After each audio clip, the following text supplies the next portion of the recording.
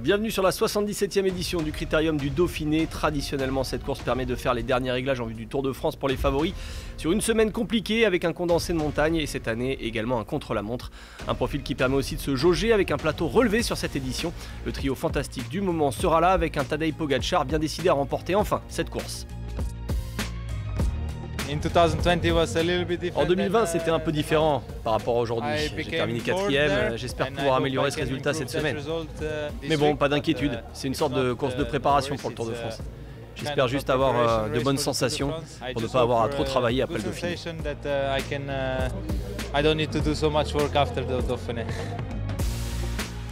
Vingegaard, qui n'a plus couru depuis son abandon sur Paris-Nice, sera présent avec une équipe renforcée. Jorgensen et Kuss seront à ses côtés.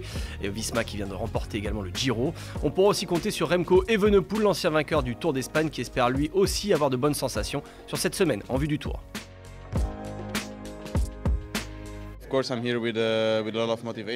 Bien sûr, je viens ici avec une bonne motivation pour faire quelque chose de bien. Je pense qu'il faut viser les derniers pourcentages et les détails pour être prêt pour le Tour. J'espère finir plus haut que l'an dernier.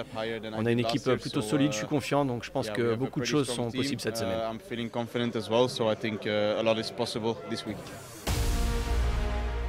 Sur un Dauphiné, les sprinteurs sont rarement à la fête et les profils d'étape ne leur seront guère profitables. D'ailleurs aujourd'hui, le final sur Montluçon sera casse-pattes et l'ancien champion du monde récemment blessé sur la Coupe du Monde de VTT pourrait avoir son mot à dire.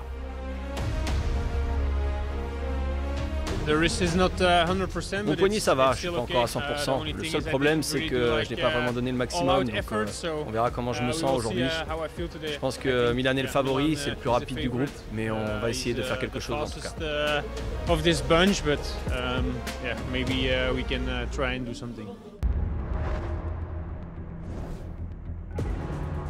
Tracé de 195 km aujourd'hui entre Domérat et Montluçon. Sur cette étape dans l'Allier, le final sera ponctué de 7 ascensions, courtes mais abruptes, notamment la côte de Buffon avec ses forts pourcentages à quelques kilomètres de l'arrivée. On risque d'assister à une course de mouvement.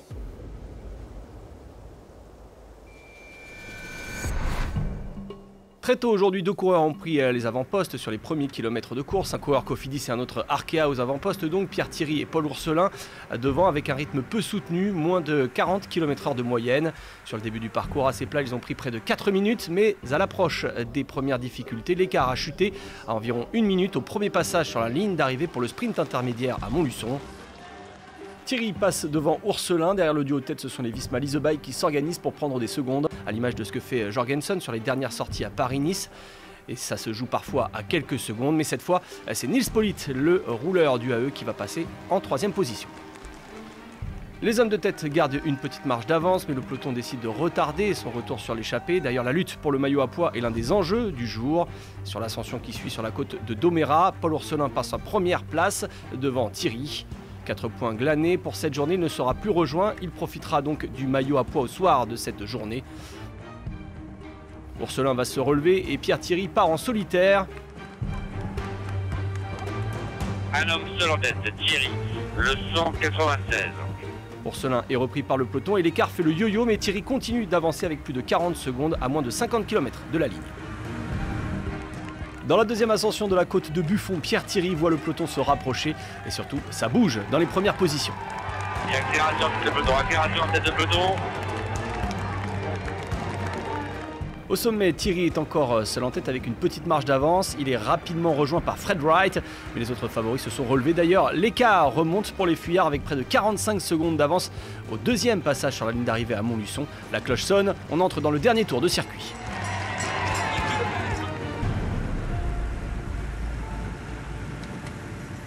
La côte de Domérat intervient rapidement et Pierre Thierry va prendre un dernier point avant de relâcher et laisser filer seul Fred Wright avec encore une vingtaine de secondes d'avance sur le peloton. Sur ces routes vallonnées, on voit petit à petit les favoris se replacer pour jouer la victoire et anticiper une attaque d'un Cador. Ce sont les Lidl Trek de Jonathan Milan qui impriment le rythme de la poursuite désormais, mais Wright résiste avec sa poignée de secondes d'avance. On approche de la côte de Buffon, on est dans les 10 derniers kilomètres et le rythme s'accélère. Wright est repris au pied et les grandes manœuvres débutent dans le peloton. Oh, il fait mal Axel Laurence. Et c'est pas Vingegaard qui est dans la roue, c'est Jorgensen qui est dans la roue de Pogačar. Et Van der Poel est bien placé également. Quelques instants plus tard, on se regarde un peu et Jonas Vingegaard va tenter sa chance. Il est rapidement pris en chasse par Tadej Pogačar. Et c'est Jonas Vingegaard, mais que se passe-t-il qui attaque maintenant? Ah, c'est bien. Mais oui, ah bah on est content, Laurent, évidemment.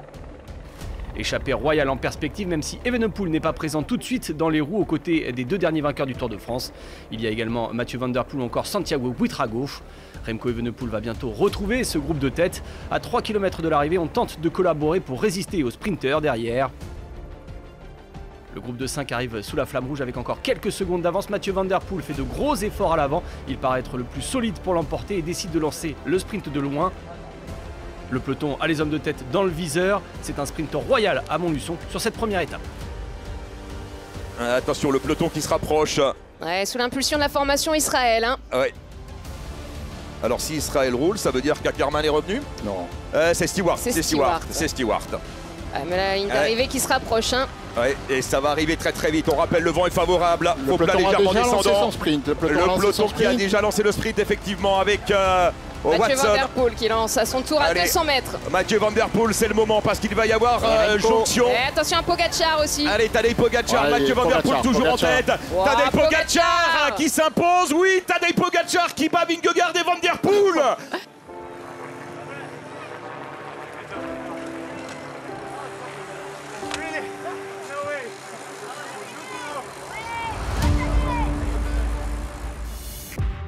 On ne s'attendait peut-être pas à un tel scénario, mais on a eu le droit à notre bataille royale. Evenepoel, Vingegaard, Pogacar ensemble sur le premier sprint de ce Dauphiné.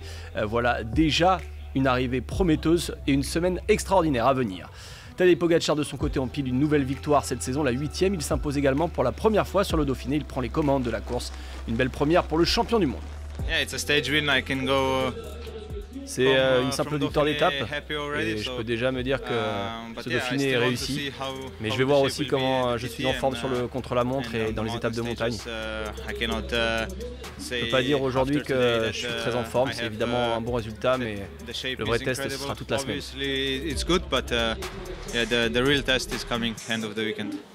Pogacar signe un beau succès au sprint à Montluçon devant Vingegaard, rien que ça et Mathieu Van Der Poel. Les Français font un tir groupé, mais assez loin du podium pour les places d'honneur, ils sont 5 dans le top 10.